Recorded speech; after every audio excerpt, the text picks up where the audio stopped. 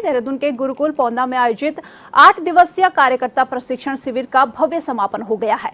इस शिविर में सभी वर्ग के महिलाओं और बच्चों ने बढ़ चढ़कर हिस्सा लिया और विभिन्न विधाओं में प्रशिक्षण प्राप्त किया है। इस मौके पर एचएनएन की टीम ने ग्राउंड जीरो पर पहुंचकर न केवल सर्वदेशिक आर्य प्रतिनिधि सभा के प्रधान स्वामी आर्यवीर से बात की, बल्कि शिविर में ट्रेनिंग दे रहे शिक्षकों और प्रशिक्षण ले रहे अलग अलग वर्ग के विद्यार्थियों से खास बातचीत भी की है। शिक्षकों ने जहां शिविर के मुख्य उद्देश्यों और दी जा रही नैतिक और शारीरिक शिक्षा के महत्व को समझाया, वहीं प्रशिक्षण लेने वाले कार्यकर्ताओं ने भी अपना अनुभव साझा करते हुए बताया कि इन 8 दिनों में उन्होंने क्या कुछ नया सीखा है।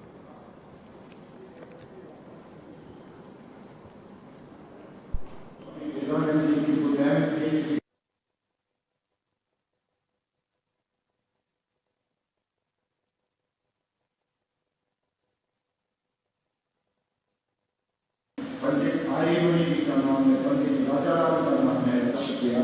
फिर एक पुस्तक आई मणि प्रभा, इसके लेखक थे राम। इस वक्त मैं गुरुकुल पौंधा में हूं और गुरुकुल पौंधा के अंदर कार्यकर्ता प्रशिक्षण शिविर चल रहा है और इस शिविर के अंदर आत्मिक, शारीरिक और बौद्धिक विकास जो है वो किया जाता है।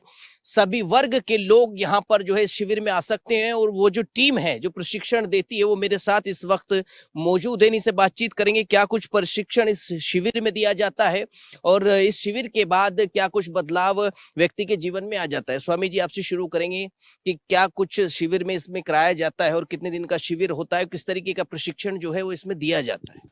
लगभग पिछले 40-42 वर्षों से ये शिविर लगता है, जिसको हम राष्ट्रीय कार्यकर्ता कैप्सूल शिविर करते हैं।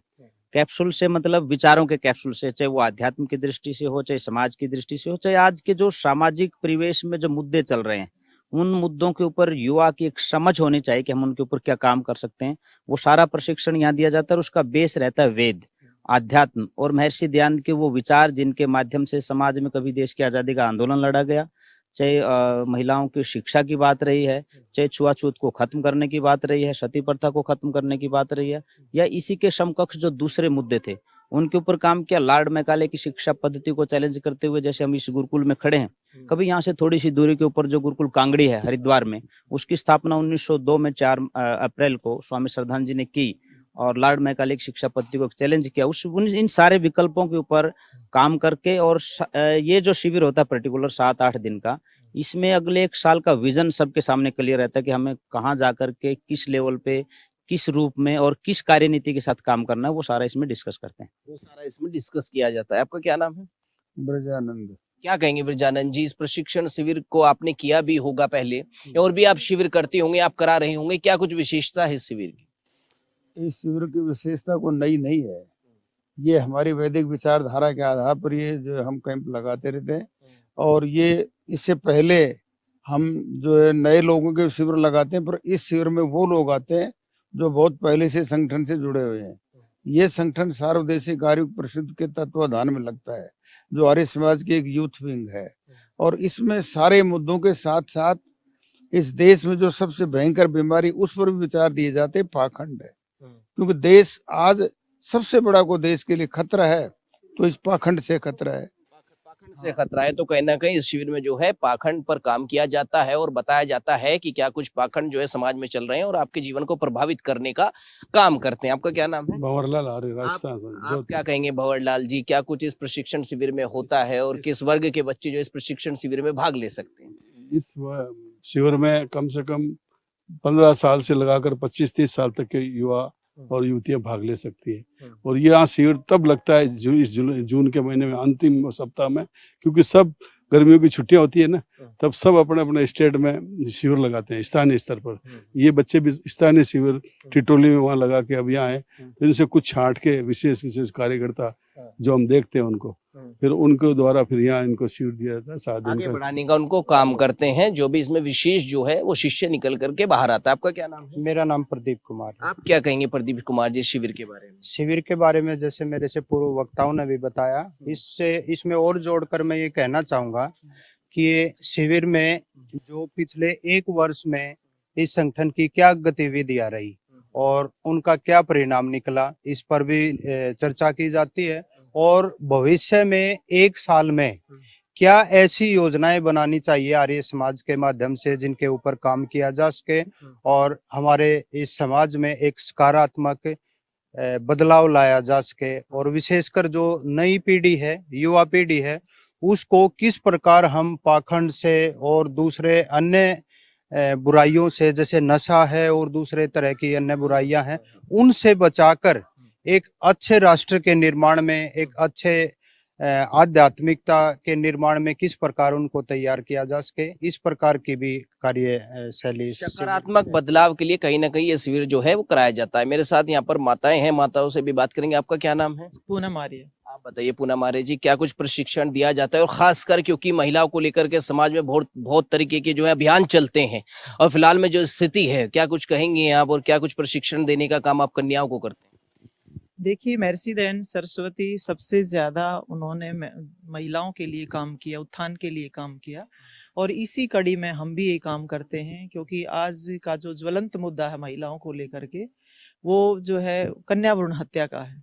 कहीं ना कहीं जो है किसी ना किसी रूप में आप देखते हैं, जब आंकड़े उठा करके देखते हैं तो आज भी जो है हमारा जो सेक्स रेशियो है वो डाउन मिलता है।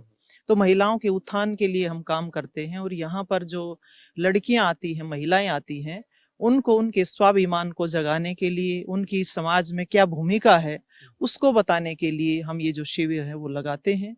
और यही बताते हैं कि आज आप देख रहे हैं महिलाओं को लेकर के जो उनके सशक्तिकरण की बात होती है, जागरूकता की बात होती है, तो अधिकारों की ज्यादा बात की जाती है, परंतु कहीं ना कहीं उसकी जो भूमिका है, उसके जो कर्तव्य हैं, उनसे भी हम अच्छे से महिलाओं को है। जो लड़कियां हैं, महिलाएं, उनको परिचित कराया जाता है कि आपका क्या कुछ अधिकार है। क्योंकि मैं आपसे पूछना चाहूंगा, एक समय ऐसा भी था जब महिलाओं को पढ़ने का अधिकार नहीं था, समाज में जाने का अधिकार नहीं था, तो क्या कुछ कहेंगे आप इसको लेके? क्या कुछ जागरूकता जो है शिविर के माध्यम से फैलाई जाती है? मैं प्रवेश आर्या हरियाणा से हूँ, और ये शिविर जो है प्रतिवर्ष हम इस प्रकार का शिविर लगाते हैं पहाड़ों में आके। पूरा साल हम काम करते हैं मैदान में, और फिर पहाड़ों में आके शिविर लगाते हैं।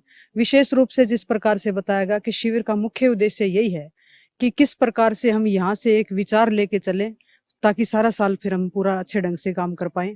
और पुराने तो हमारे कार्यकर्ता इसमें आते हैं, नयों को जोड़ने का भी हम इसमें काम करते हैं, ताकि वो एक ऐसा विचार लेके जाएं कि समाज में जिससे सकारात्मकता फैले। नकारात्मकता इतनी बढ़ रही है हर क्षेत्र में जाके हम देखते हैं, लेकिन उसको हम पॉजिटिव लेके और किस प्रकार से अपने राष्ट्र का निर्माण हम अच्छे ढंग से कर पाएं। कि बहुत सारी सामाजिक बुराइयां हैं जिनमें ये कन्या भ्रूण हत्या है, नशाखोरी है, महिलाओं पे अत्याचार है, इसको हम कैसे कम कर सकते हैं, उनको जागरूक किस प्रकार से करें, ये एक इस प्रकार का कैप्सूल उनको अंदर हम देते हैं, ताकि वो समाज में अच्छा काम कर पाए। जो है कैप्सूल दिया जाता है जहाँ पर कन्याएं खुद को सशक्त बना सकें और ताकतवर बना सकें। मैं आपका क्या नाम है? ऋषिराज शास्त्री, मैं रोहतक से हूँ। आपने भी शिविर किया है? हाँ, मैं कर चुका हूँ, कई शिविर किए मैंने। क्या कुछ बदलाव आपके जीवन में इस शिविर के माध्यम से आए हैं? ये जैसे कि अभी आप बता रहे थे कि इस शिविर में जो है सभी वर्ग का, इसमें सभी वर्ग से इसमें शामिल होते हैं। आर्य समाज या स्वामी दयानंद सरस्वती और वेद का यही संदेश है कि वेद जो है मानव मात्र के लिए है। आप कई बार टीवी चैनलों पर जो बड़े बड़े जो संत हैं, जो बहुत नामी ग्रामी हैं, वो कई बार कहते हैं वेद महिलाओं को पढ़ने के लिए का अधिकार नहीं है, या कहते हैं कि एक वर्ग विशेष के लिए जो है उसको नहीं पढ़ सकते हैं। तो इसके लिए जो है स्वामी दयानंद और आर्य समाज ने बहुत बढ़ चढ़ करके जो है काम किया है कि ये वेद जो है मानव मात्र के लिए है। और इस बात को लेकर के हमारे जब सभी कार्यकर्ता समाज में उतरते हैं, इसका पूरे जोर शोर से प्रचार करते हैं। वेदों पर सबका अधिकार है, वो चाहे दलित समाज से हो, चाहे स्वर्ण समाज से हो, महिला हो या पुरुष हो, सबका अधिकार जो है वेदों के ऊपर है। कुछ प्रशिक्षण शिविर में बताया भी जाता है, और ऐसी जो भावना है वो लोगों के अंदर उत्पन्न होती है। क्या नाम है आपका? मेरा नाम सजन राठी है। आप क्या कहेंगे राठी जी, क्या कुछ बदलाव आपके जीवन में शिविर से आए हैं, और क्या ये शिविर हर साल होने चाहिए, और क्या बदलाव समाज में जो है इन शिविरों के माध्यम से आता है? देखो, किसी भी समाज का जो निर्माण हो रहा है ना, उसका आप अनुमान स्कूलों में जाकर लगा सकते हैं। मैं इस संस्था से 30 साल से जुड़ा हुआ हूँ, जब से 10वीं क्लास में पढ़ता था तब से। आज मैं पेशे से अध्यापक हूँ, अच्छा अपना जीवन चल रहा है, किसी प्रकार की सामाजिक बुराई नहीं है। ये सब इन कैंपों की देन ही है। और स्कूलों में जो हम देख रहे हैं सामाजिक बुराइयां जो फैल रही हैं, उसमें हमें एक ऐसी शिक्षा नीति की आवश्यकता है जिससे कि बच्चों के चरित्र का निर्माण हो सके। हम बच्चे तो बना रहे हैं स्कूलों में, बच्चों को पढ़ा रहे हैं, लेकिन हम उन्हें आध्यात्मिक तरफ से हम स्कूलों में बच्चों को एक मशीन बना रहे हैं। हमें इस प्रकार के कैंपों का आयोजन हर जिला स्तर पर, ब्लॉक स्तर पर, स्कूल स्तर पर भी करना चाहिए, जिससे बच्चों का चरित्र निर्माण हो सके, आध्यात्मिक विकास हो सके, शारीरिक विकास हो सके। यानी बच्चों का चित्र निर्माण हो रहा है लेकिन चरित्र निर्माण नहीं हो पा रहा। आपका क्या नाम है? अवनीश कुमार आर्य। आप क्या कहेंगे अवनीश जी? मैं यही कहना चाहता हूँ कि ये इन शिविरों के माध्यम से लाखों लाख जो है युवक और युवतियों के जो है चरित्र का निर्माण किया जाता है। उनका सामाजिक भी, आत्मिक भी और शारीरिक भी, तीनों तरह के निर्माण उनका किया जाता है शिविरों के माध्यम से। तो देखिए किस तरीके से इन शिविरों के माध्यम से जो भी वेदों की छांव में शिविर लगते हैं, उसके माध्यम से किसी भी व्यक्ति का हो, किसी भी वर्ग का हो, महिला हो या पुरुष हो या किसी भी समाज से जुड़ा हुआ हो, उसका शारीरिक, बौद्धिक और आत्मिक विकास होना संभव है और वो अपने जीवन में कहीं ना कहीं बदलाव जो है वो ला सकता है। फिलहाल गुरुकुल पोंदा से इतना ही। मैं प्रशांत धीमान, कैमरामैन तिलक शर्मा के साथ HNN न्यूज, देहरादून।